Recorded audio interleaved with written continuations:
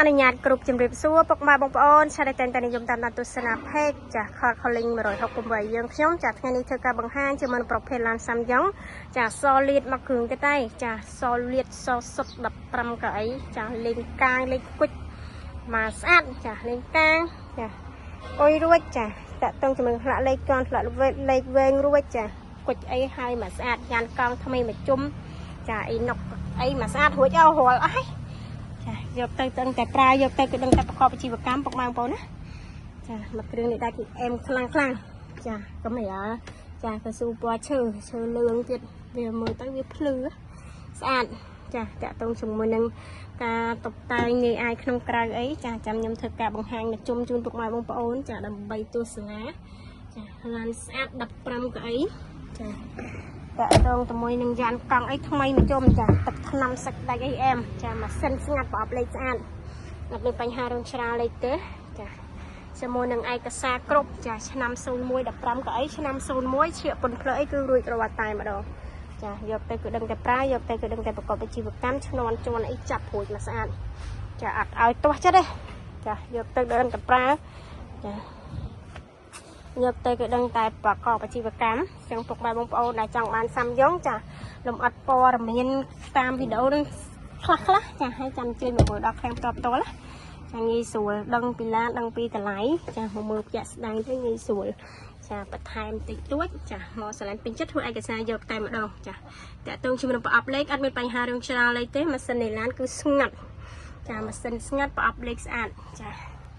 អត់មានបញ្ហារឿងច្រាលទេចាដំបូង original ចាតាក់ទងជាមួយនឹងម៉ាស៊ីនតិចអែមម៉ាស៊ីនតិចរងាតែម្ដង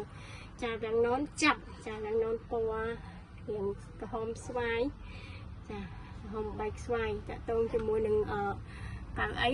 ចាកៅអីគ្រប់គ្រាន់ចាឡានស្អាតចាប្រំជិះមើលផ្ទាល់បានទីតាំងគឺនៅភ្នំពេញចាព័ត៌មានលម្អិតអាចតាក់ទងតាមលេខទូរស័ព្ទពីខ្សែខាងក្រោមវីដេអូបាត់មានសាក់ស៊ីនៃឡានក៏ស្អាត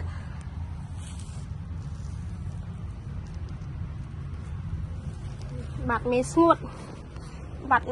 រឹងអត់មានបញ្ហារឿងពុកផ្ញើប្រេះទេចាបាត់មានទេសាទចា15កៅអី 2W 9149ចាកម្រាគេកម្រាឈើចាកម្រារូបឈើពណ៌លឿងចាមើលរៀងចាំងឯស្អាតទេបងប្អូនចាវាភ្លឺបើមកភ្លឺហ្មងចាតាក់ទងជាមួយកែងក្រោយអីស្អាតចាជ័រអីគ្រឿងជ័រអីថ្មីចាកែងក្រោយស្អាតចាការរៀបចំតុបតែងងាយអីក្នុងក្រៅអីមកអូខេមកកាផ្លេយកទៅគឺដឹងតែប្រើនិយាយទៅ